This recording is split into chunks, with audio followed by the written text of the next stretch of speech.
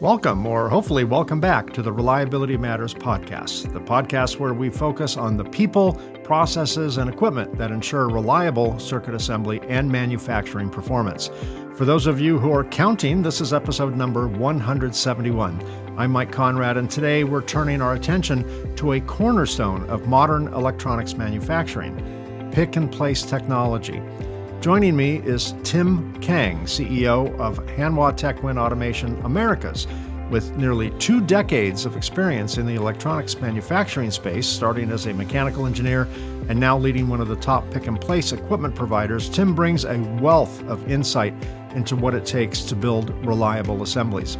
In this episode, we're covering best practices for selecting the most appropriate pick-and-place machine, how to get the most out of your equipment, and the common mistakes that can compromise productivity and long-term reliability. Whether you're a process engineer, a line operator, or anyone involved in the electronics manufacturing space, this conversation is packed with practical advice you can use right away. So speaking of right away, let's get started. Welcome to Reliability Matters, a podcast for the electronic assembly industry. Each episode covers topics related to reliability, best practices, and environmentally responsible assembly techniques, with insights from experts across the electronic assembly industry. Now, here's your host, Mike Conrad. Hi, Tim. Welcome to Reliability Matters. Glad you're here. Hi, Mike. Thank you for having me on the show. I'm very honored to be the first pick-and-place guest to be on your show. Yes, I am honored that you are my first subject matter expert on the subject of pick-and-place machines. For some reason, we've danced around all other parts of the manufacturing process, from design to test, and there was one big thing in the middle, and I mean big thing in the middle, that we've failed to cover. So it took 171 episodes to get there, but we're finally here. So I'm glad you're part of that. Let's begin with Hanwha. Who is Hanwha? What is its background, and when did it get into the pick-and-place equipment business? Well, Hanwha is the Hanwha Group is an $80 billion company based out of Korea. We have a wide range of B2B businesses ranging from the aerospace to defense to finance-related businesses. Our business in pick-and-place started about 35 years ago. We started off as part of the Samsung Group, and the SMT division started out initially to support some of the manufacturing within Samsung Electronics. In 2015, the Hanwha Group purchased our division from the Samsung Group, and we've been known as Hanwha Precision Machinery since then. We've recently undergone a branding change to Hanwha Semitech, and for 35 years, we've really maintained our technology and dedication to the electronics manufacturing industry and developing our expertise. Yeah, it's interesting because in the world of pick-and-place machines, I think pretty much every player, or at least every major player, is part of a much bigger corporation. Juki is known from sewing machines to pick-and-place machines. Panasonic, of course, consumer electronics and control systems, and so many other things.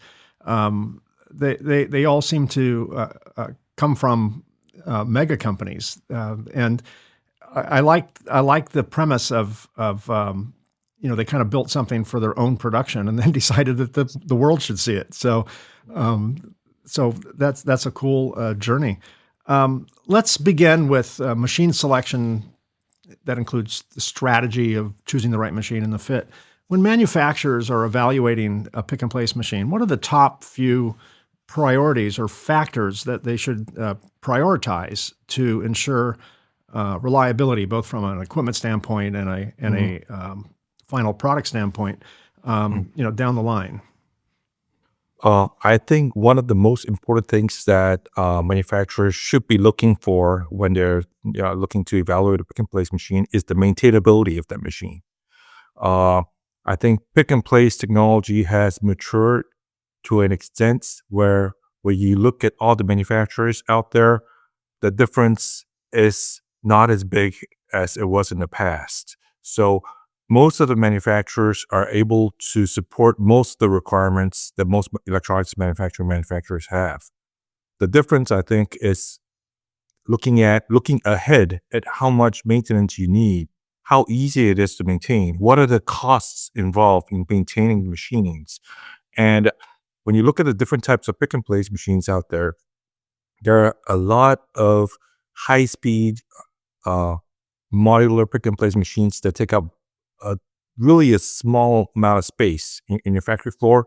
But at the same time, there's no free lunch in engineering. If you have high performance in a small line space, it's a lot more difficult to maintain. So there are trade-offs in any kind of decisions that you make in terms of equipment selection. So I think it's important to look ahead to what your maintenance costs are and how difficult or easy it is to maintain the machine. The other aspect that manufacturers should also look at is the availability, the frequency, and the cost of software updates. Because pick and place machine is not the only piece of equipment that you have in the line. It needs to interface with other equipment as well as your manufacturing management systems and your line programming. So if the lack of software updates prevents you from doing interfaces with other equipment in the future, that it's a potentially big problem you might face. And also looking ahead at what costs are involved in software updates in the future. That's something that manufacturers should look at also. Yeah, I would think software updates are really important because we've been talking for about 4.5 minutes now, and I'm assuming that the industry's changed since we started talking already. So, you have to design a machine for today's components, but by the time you finish the design and ship it across an ocean, things have changed, right? So customers are probably more on pick-and-place machines than maybe any other product in the assembly space, more reliant on updates and things like that for newer components and things like that. And it does seem to me not just that components and circuit assemblies have miniaturized, but the footprint of these machines, pick and place machines, has largely miniaturized as well. And was your point, just to make sure I understood it correctly, that part of the trade-off between compact footprint and maintenance is it more complicated when the machines are small versus long, short versus long? Was that the point? Did I understand that correctly? Yeah, absolutely. There's much less space for the technician to go ahead and change out a head or change out a part. So there are definitely trade-offs. Having a small footprint on the line is positive in many aspects, but it's from a maintenance standpoint, I think there are more challenges. Yeah. It's kind of pick your poison. A slightly bigger footprint, which you deal with like one time, or a small footprint, which gives you an advantage on day one, but then a little bit more complex to maintain. And complex usually reverts to more expensive to maintain as well. So yeah, I can see that compromise. How does the product mix, the customer's product mix, high volume versus high to medium volume, high mix, impact the decision-making process and when they're selecting a placement machine? I think there's absolutely a huge difference depending on the product mix, whether it's high volume or high mix. But also, I think everybody has different standards on what high volume is and what high mix is. So I think there are multiple categories in between that high volume, low mix, and the high mix, low volume that we really have to be careful identifying the requirements, because some customers tell us, they're high mix, low volume, but they also need slightly higher volume on the products as well. And I think you also have to consider the business model of the manufacturer, and not just the volume and the mix, but also the lead times they're promising to the customers. Because if they have an MPI job that's they have to rush and they have to stop a line to actually run that job, it totally affects your operation and flow of the products in the line. So let's imagine I'm trying to get to San Diego Do I need a fast sports car to get me there? It won't help if I'm stuck in traffic. So it's not just the speed of the equipment or the CPH, but the flow rate that you're able to maintain in your manufacturing line. And that flow rate absolutely is determined by the product mix that you have. So I think manufacturers have to develop a feel for the product flow rate and the capacity that they have. So I've worked with customers who have managed to maximize their output with limited capacity because they were able to refuse all the urgent MPI jobs and were able to maintain a constant flow rate in their manufacturing floor. So I think that's a constant balance that manufacturers need to try to achieve product mix, volume, and lead time, and how their equipment selections match their needs. You mentioned the acronym CPH, component placements per hour or components per hour. This is just a general statement. In many years ago, I think before Hanwha, at least was Hanwha, I remember seeing marketing materials from other companies that talked about X CPH. You can get 120,000 components mounted per hour or something to that effect. And I'm not an expert in the pick and place field. I'm in the cleaning. I'm past your machine. I'm further down the line. Yeah. But I do remember hearing chatter about, that's best case. It's like the EPA ratings on cars, miles per gallon rating on cars. They're always, best case scenario. What affects CPH? So say a manufacturer, let's just say Hanwha, for example, says this machine's capable of X CPH. What are the realities of obtaining that stated CPH? What the max capability of the machine under perfect conditions? What are the factors that could influence the actual CPH versus the technically capable CPH?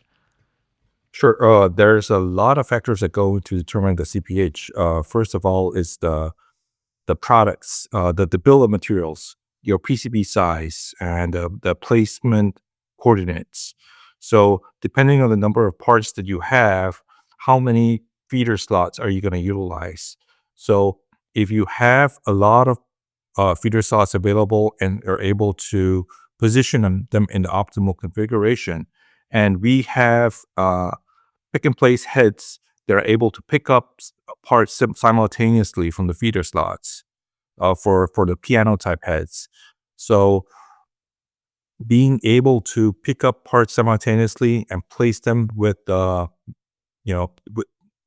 moving the minimal distance and at maximum speeds, that will actually improve the CPH. So if you have, for example, a small board with the small number of different parts, that would really help boost the CPH. But in reverse, if you have a very difficult product with lots of different types of parts that require feeder changes during production, that will really have an effect on the CPH of the pick and place machine. So if I had a machine, what's an average number of feeders on an average machine? We have I think an good average would be about 80. 80. So if I had a board with 120 different components, typically, would I get a second machine and run them in line, or would I do a changeover, partially build a board, change feeders, and then complete the rest of the board? Or what typically is the strategy for exceeding the number of components than a single machine would have the capability to handle as far as a feeder aspect is concerned? Yeah, that's a good question. There's many ways of doing it. We can add a second machine so that we can add more feeders, and part of that board will be populated on the second machine. That's one alternative that would help with from the standpoint of throughput. But at the same time, it's an additional investment. So what we can also do is have a separate docking cart with the different types of feeders. And if we just swap out the docking cart when there's a need for a feeder change, we can do the changeover in 3 to 5 minutes. Okay. So that will be a pretty quick changeover. So that's another example of how your product mix, your product types, and your volume will affect whether to buy a second machine or just to switch out the docking carts with the feeders. So the docking cart was preloaded with all the feeders Exactly. necessary. Yeah. So you pull the entire cart out, put in a whole Yeah. new cart, and Okay. hit resume or something to that effect. Yes, absolutely. Yeah. Can you walk me through how your company supports customers in matching the right platform? Obviously, you have more than one model, I would assume. Whether it's a bigger machine, a smaller machine, a machine with more feeders, less feeders, whatever the case may be. Hello. How do you go about helping a customer guide them into choosing the most appropriate machine for their presented needs? What types of questions do you ask them? Things like that. Well, we run a lot of simulations for our customers who have needs for production pick and place equipment. So we'll get as much information on the types of products that they need to run, and also the volume that they anticipate for those products. And it wouldn't be just a sample of one or two products, but ideally we try to get the entire product of families that they would potentially like to run on that pick and place line. And we will run our simulation to see what are realistic numbers that they can achieve in terms of weekly production volume, monthly volume, and yearly volume. So, and also we work with them based on the budget that they have, so that we can try to find a solution that can match the production number while minimizing the equipment needed to meet their needs. If I was an OEM and had, I'm starting a new line, I have a new product. Say I'm building cellular phones, and I'm going to build 1 million of them in a year. And there's not a whole lot of change once the production starts.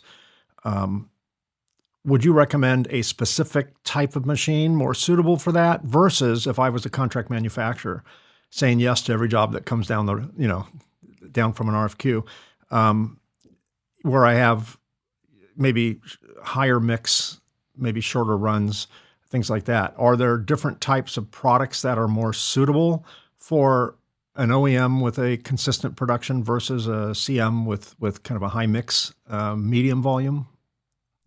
Absolutely. For your first example, if you're running higher volume on a lower mix of products, we would recommend our HM line, which is our high-speed modular pick and place machine, so that we can minimize the line space required and really maximize the production volume. What does And HM stand for? it's a Hanwha mounter, Hanwha Okay. high-speed Okay, mounter. it's an internal, more of an internal Yeah.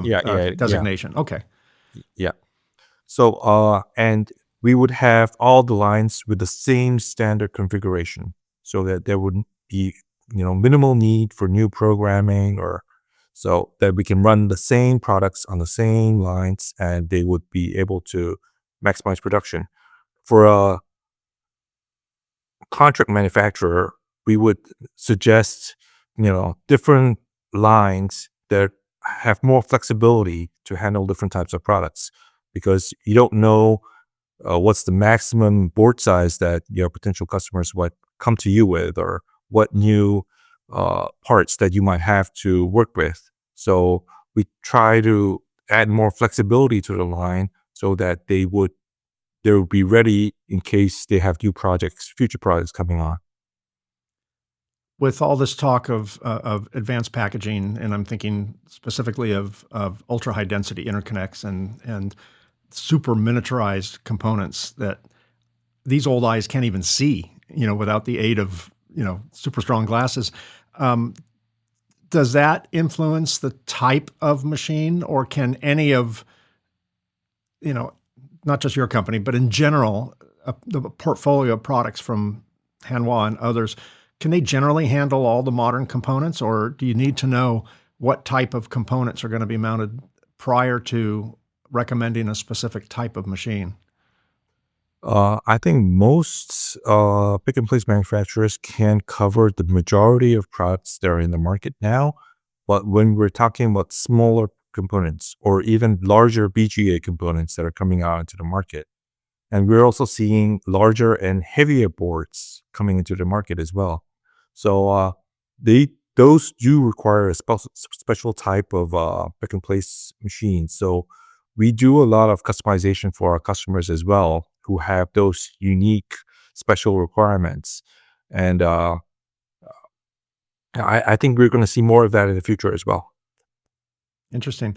Are there specific industries that tend to be better suited with a specific model or a type of model? For example, does the auto industry primarily gravitate toward specific features where other, maybe SpaceX or something, would go with a different set of features? Well, I think we're seeing more and more customers asking for, especially in the aerospace and defense and automotive industries, asking for the same features with regards to traceability, quality, uh, parts verification. So we do have functions where we do electronic verifications of components as well. And with some of the smaller parts, it's really, as you mentioned, it's really hard to even see them. So we have added new sensors to make sure they're picked up correctly. They have the right part size and thickness before they're placed on the board. Yeah, it makes a lot of sense to do that while you're placing the components as opposed to, SPI well, not that wouldn't be SPI, but AOI. AOI is like, it's almost too, you can prevent an escape with AOI, but you can't prevent, the wrong placement and the reflow of that wrongly placed part with AOI. So it makes a lot of sense to have as much of that technology in the pick and place machine. Do you rely on any degree of AI for that stuff? Um, well, for AI, actually, in terms of placement accuracy, we've developed a lot of interfaces with the SPI and the AOI machine. Hmm. So we've had instances where we've installed a SPI. We interface with a lot of SPI manufacturers out there. So we get that information and we feed forward it to our pick and place machine, so that it's not our placement coordinates are based out of the results from the SPI. And we Oh, also, interesting. So if a print is a fraction off, not enough to create a defect, but just if it's a fraction off, does that mean that the SPI will send that information forward and your machine will marginally skew that placement so that it's right on the solder paste rather than hanging off the edge of the solder paste over the pad? yes, exactly. Interesting. Yeah, that makes a lot of sense. So Yeah. yeah, that makes a lot of sense. How much, well, from your experience, what are the common mistakes or missteps that potential customers would make when selecting a pick and place machine, maybe for the first time or for a new line? Oh, well, I think manufacturers often make the mistake of looking for the latest technology, and perhaps sometimes manufacturers have unrealistic expectations on automation as well. Uh, I think pick and place technology has matured to a point where new advancements are very often small evolutionary improvements rather than game changing improvements. I know at the trade shows, a lot of people talk about game changing technology, and that sounds sexy, but Mm, really in our industry nowadays, it's very few and far between. Uh, and even if we had game changing technology, I can tell you it won't be cheap. right.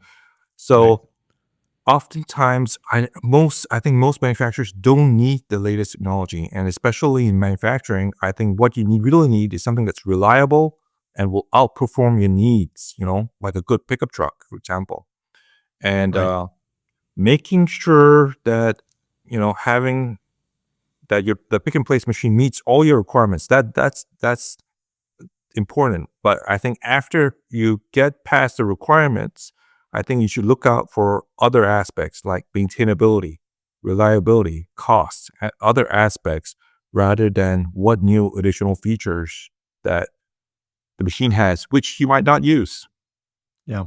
Yeah, you're right. It's sexy. I used to work on cars when I was a lot younger, and so I'm a bit of a motorhead. And um, it's often been said, probably somewhat correctly, that never buy a first year General Motors product, as an example, because that's the year they release the car, and then they fix all the bugs by the next year. So when you do buy game changing technology, you don't have a history of reliability because it's game changing. That's the new game, new rules, and the rules are still being worked out. Yeah. There's something satisfying about time proven technology that is still capable of running everything we need to run today. How much emphasis should be placed on future proofing, if there is such a thing? It's hard to use the term future proofing in electronics because the future is an hour away, quite literally. But how much emphasis should a customer place on future proofing when investing in new equipment? And should they, and how would that future proofing be explained? What should future proofing mean relative to picking a pick and place machine? Well, I think this is again something that is a challenge to find a balance in, because obviously manufacturers, when they purchase a pick and place machine, they want to be able to handle all possible products that might come out in the future as well. We never want to get into a case where you have a board size that your pick and place machine can't handle, or a part that it can't place automatically. But at the same time, I think we have to manage uh, the the product types that the manufacturer wants to engage in, the market space, because we can't have a machine that's a one size fits all that can handle all products at high efficiency. So again, there's a trade-off between your speeds and the volumes and how much flexibility you have in being able to handle different part sizes and boards. So I think depending on the business model, whether it's an OEM or a CM, and the product mix that you have, I think there has to be a good balance and the range of products and part sizes that should be fed into the requirements. Let's switch over to reliability and optimization, if you would. Once a machine is installed, what are some of the best practices manufacturers should follow to ensure optimal performance and reliability of the machine? Well, I think the most important aspect after the machine is installed is regular training and taking good care of the machine. Following the recommended maintenance schedule of the machines, and working with the manufacturer as a partner for process improvement suggestions. Because there are so many different functions in the pick and place machine that can help the manufacturer or the operator avoid potential human errors, manufacturing errors, or avoid defects. And these take time to learn. And the line can be easily operated, and we can get a good output without having to learn all these new functions that are already built into the machine. So I'm kind of guilty of that fact as well. For my new technology, cell phones, or new features in my car, I don't necessarily learn everything. I just need to learn the basic functions that I need. But I think in terms of manufacturing, all these new functions that we've added can really help prevent defects and help you with efficiency. And there are functions that alert you when when parts are becoming empty in the reel. All these new functions that can help efficiency. I think regular training to learn more about improving the operation of the machine is critical to how much profitability that can be derived from the line itself. You talk about you've been guilty of that. Reminds me, a couple of months ago, my mother, who's 86, needed to move her car. She goes back and forth between Montana and Arizona. She avoids the extreme seasonal conditions of each state. And I flew to Montana to drive her in her car down to Arizona. And I hadn't driven her car before, so I asked her before we got in the car, I said, "You have cruise control, right?" And she said, "No, I don't have cruise control." I'm like, "Oh, this is going to be a long drive, 17-hour drive. This is going to be a long drive with my foot on the pedal the whole way." And I wasn't looking forward to it. So we're driving, we get on the freeway, and I look down and I'm like, well, there's a button for cruise control. Not only did she have cruise control, she had adaptive cruise control, which, keeps your foot off the brake, right? It automatically adjusts the speed. Like, she didn't even know she had it, to your point. So, that was a huge relief in my case. What role does machine software and programming play in ensuring proper component placement and minimizing defects like tombstoning or skewing or polarity, whatever the usual suspect Mm. defects are? Well, I mentioned the interface between the SPI and the pick and place machine Yeah, to kind of change the placement coordinates based on the results of the SPI machine. We also have the interface with the AOI that comes after the pick and place. So if there are any other sources of error that go into the placement, and we detect it at the AOI stage, we can feed back that data to a pick and place machine to adjust the placement accuracy so that after the first run, accuracies will be improved yeah, on the following placements. And as for the role of AI, I think we're seeing more and more enhancements on the monitoring the defects, put the calibration, and when the machine needs to be maintained. So we're adding more and more capability into the machine to tell us when things have changed from the norm. hmm, So if, for example, the linear motors are requiring more currents to run the same motions, or if there are some difference in the vacuum release times from the solenoid valves, I think those we can use those data to yeah. tell. Something wrong at that point. Yeah, Something's yeah, building. Yeah, yeah, yeah. And we don't ever want to be in a situation where it's a sudden line down situation. So we can use those data to kind of get us a scheduled maintenance before the machine truly goes down. yeah. What are some of the strategies you recommend for optimizing cycle time without sacrificing placement accuracy? Well, I think pick and place machine technology has matured to a point where the speed and the cycle times don't really affect the placement accuracy anymore.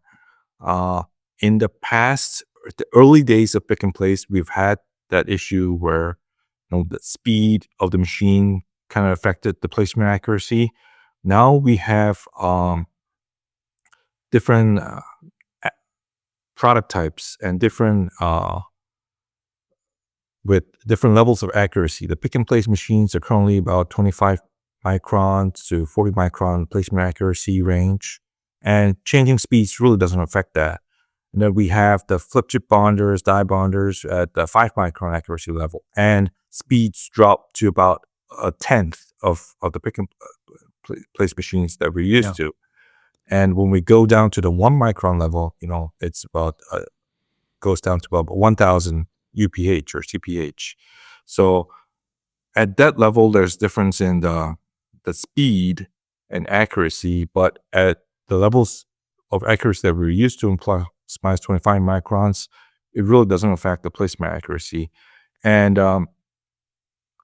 pick and place software packages nowadays will really help users to optimize the feeder placement for maximizing the cycle times.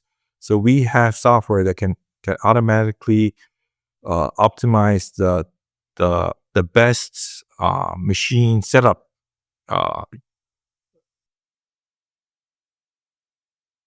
the best setups for the optimum Right. cycles. Looking at But where each component's going, and the shortest path to pick up and place components without getting in the way of any other process. Is that yeah, exactly. But now what we're also able to do is run the optimization for a family of products. So if you're looking ahead to the number of product runs that you have to run for a whole week, we can optimize that so that we can see what's the best pool of products to run in which schedules and how to minimize the job conversion times so that you would have minimal feeder changes, for example. So let's say we would have feeder we will be able to run product A and B and C without feeder change and minimize the number of nozzle and feeder changes for the products that really need job conversion. Oh, that's interesting. So it's more than just optimizing one run. It's looking ahead and optimizing a week's worth of runs or whatever the case may be. That would be particularly advantageous for contract manufacturers where they're not necessarily running boards in the order came in. They could run them in the order that would be most efficient Exactly. Yeah. and from a production standpoint. Yeah. Yeah. And let's kind of talk about the common pitfalls in usage of these machines. When I say pitfalls, I mean mistakes people make. What are some of the most preventable mistakes you see manufacturers make when using pick and place machines? Um, I think one of the biggest mistakes is not being trained properly on the maintenance of the machines. There are some very basic maintenance procedures that can really extend the longevity of the pick and place machines. We've had pick and place machines run production for 15, 20 years. And just doing the basic maintenance, such as, adding lubrication to the linear guides and just changing out the filters from time to time can really have a huge effect on the longevity of the machines. It doesn't show up initially, but I think over the lifetime of the machine, I think that really has a great impact on the profitability for the manufacturer utilizing that machine. Going back just to our previous subject for a moment, a question just popped in my head about optimization. I remember many years ago, uh, different pick and place companies would boast about different types of heads. There was a turret, and then there were, single head, Yes. XY things that would, Yep. place the XYZ things that would place components, multiple heads, et cetera. Is that kind of standardized now, or are there certain head designs, if that's the right term, that lead to higher placement or greater accuracy or more optimization? Well, that's a great question. I think for us, we have developed a different set of bonding heads. We have the turret, the rotary type head for really high speed placement, but these are really small heads with like 16 spindles. So these are really high speed heads for high volume. But the limitation for these rotary heads is that the part sizes are very limited. It's not able to do large part sizes. So we have a combination of the rotary heads and the linear heads for the larger parts and the more high precision parts. So aside from that rotary head, for which we call a high-speed head, we have a multifunction head, which can handle larger parts. We also have a high-precision head, which can handle large parts as well as force control on the z-axis. Force control meaning that it is How hard you able. push it down into the solder paste, basically? Yeah, exactly. We typically do a range between half a Newton to about 100 newtons in placement force. Wow. It's amazing to me. I still cannot comprehend how something can happen so quickly and still with so much precision. And that's a general comment to all pick and place companies. It's like, as a kind of an outsider, as a civilian looking in awe of the technology behind that is how that can go so fast, how it can move. It can pick up a component from a piece of tape, travel a certain amount of distance, come down at what looks like near bullet speed, and then not just place it in the right place, but to go from half a Newton to 100 with some degree of repeatability and accuracy is amazing. I don't know how the engineers, your engineers or any other engineers, can fathom that. That's to me, that's still. I've been in the electronics assembly industry for 40 years, and everything when I first got in the industry fascinated me. Everything fascinated me. And now I'm just kind of like, yeah, I've seen that before. But I still stop when I go to a show. I still stop at pick and place booths and just marvel. I can't get my head around it. Every other part of the industry I've kind of gotten my head around. I cannot get my head around pick and No, place. It's an amazing piece of technology. Maybe that's just me, but I'm sure you're still in awe of that too when you see it in action, right? Yeah, absolutely. As a mechanical engineer, pick and place machines were always fascinating to me. It's been kind of or in the early days of pick and place, there was a race to see who was the fastest, and as the bonding heads got smaller and lighter, the gantries were able to move faster, and we've added new technology or carbon fiber reinforced polymers to really make the gantries lighter. We've had linear motor technology on the X, Y, and Z axis to really, improve the acceleration and the maximum speeds of the gantries. And the linear sensors that we've employed now can really help with the resolution on each of the linear motions. So we've really had huge improvement over the past decade in terms of the level of speed and accuracy that we can really show in our pick and place machines. Yeah, where it really counts. How often should manufacturers audit or recalibrate their machines to maintain optimal performance and reliability? You talked earlier about maintenance and the importance of maintenance, and so what do you recommend the frequency and the types of things customers should do? Well, that's a great question.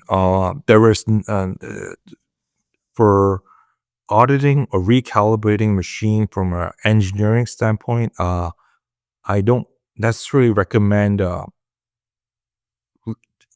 recalibrating the machine too often.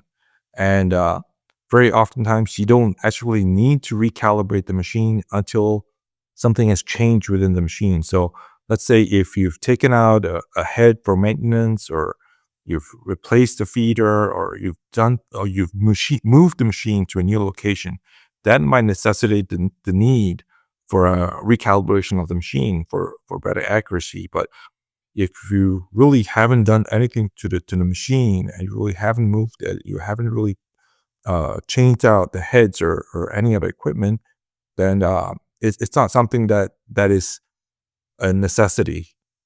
So we don't. We work with our customers to provide calibration or audit when we do a courtesy visit when we're in the area, but we don't necessarily tell them that you really have to do this within a certain time period. Yeah, let's switch to feeders. The, I assume, correct me if I'm wrong, Tim, every pick and place equipment manufacturer has a different type of feeder, or so if I had a Hanwha machine and I would buy a Hanwha feeder, or if I had a Panasonic, I buy a Panasonic feeder. I imagine they're all a little bit proprietary. Do you recommend that customers always purchase feeders that are genuine, company-made parts, or is there a market in third-party feeders that can affect reliability or performance? That's a great question. There is a third party market for feeders, and that's not something that we recommend because the reliability of the feeders is really dependent on the manufacturing quality that goes into the feeders itself. So for us, we try to maintain the same level of quality by just sourcing from a single supplier that we have quality control with in Korea. And and third-party feeders can work, but there's no guarantee how long it will work. Sure. So that's the main potential issue with third-party feeders. And as you mentioned, all manufacturers have different types of feeders, but at the same time, there are also different types of uh, feeder categories. So for the longest time, the industry has used pneumatic feeders, and now we're kind of moving away from that, and now we're using more and more electric feeders. Hmm. So there's a lot less maintenance involved in electric feeders, and they don't require as much maintenance or a setup, and the lifetime of the feeders has really been extended compared to the past. Yeah, interesting. Are feeders subject to maintenance? Factory feeders or third-party feeders, whatever. Do they have to be maintained? And if so, is there a particular maintenance schedule, or are they more plug and play? They're plug and play. They don't need to be maintained. I think it's important to store the feeders well. Rather than just stacking up and not taking good care of them. And the feeders, they don't have to undergo regular maintenance or calibration unless something has been changed out from the feeder itself, like an electric motor or or SD card with the data. That might result in the feeder needing recalibration. But other than that, there's no regular maintenance that is required for the feeder itself. In terms of your company's approach and industry trends to those, an approach to industry trends, how has customer feedback, particularly from the North American market, where that you're responsible for, Tim, Yes. influenced recent innovations? Um, that's a good question.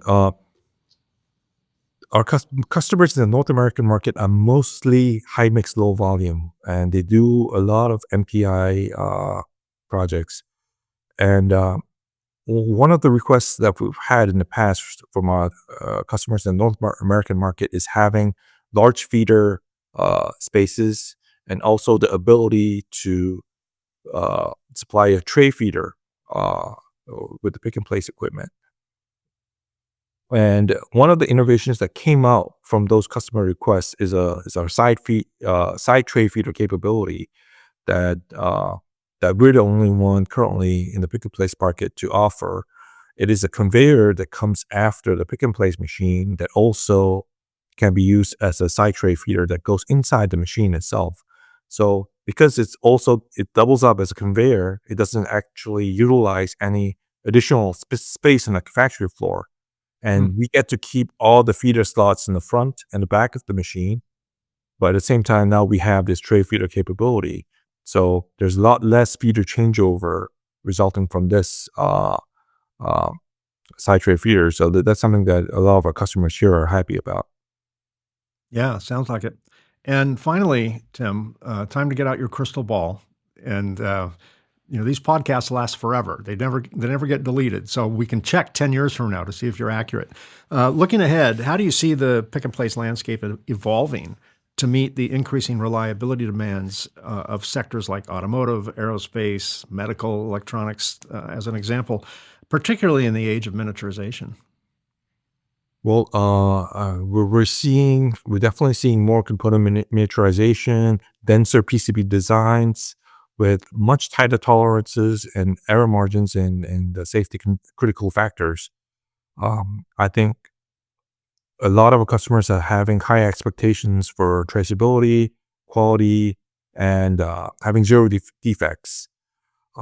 So part of that um, uh, change in the industry landscape is forcing us to look at improvements in our vision systems with high resolution cameras, machine learning for light vision alignment, defect detection, especially for BGAs.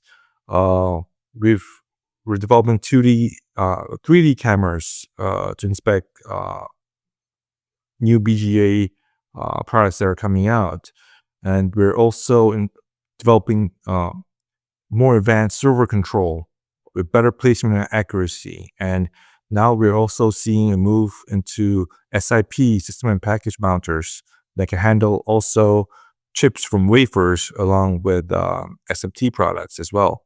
So those are things that we're seeing a evolution of technology and a move towards as an industry.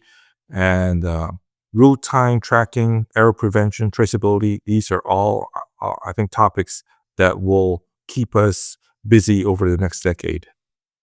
Yeah, something tells me your product designers, engineers can't sleep on the job. There's plenty, like I said before, the industry's changed even more since we started talking. So that'll keep everyone up at night. Tim Kang, thank you for your generosity and sharing your wisdom with me and my audience. I really appreciate you being on the show to talk about the long overdue subject of pick and place machines.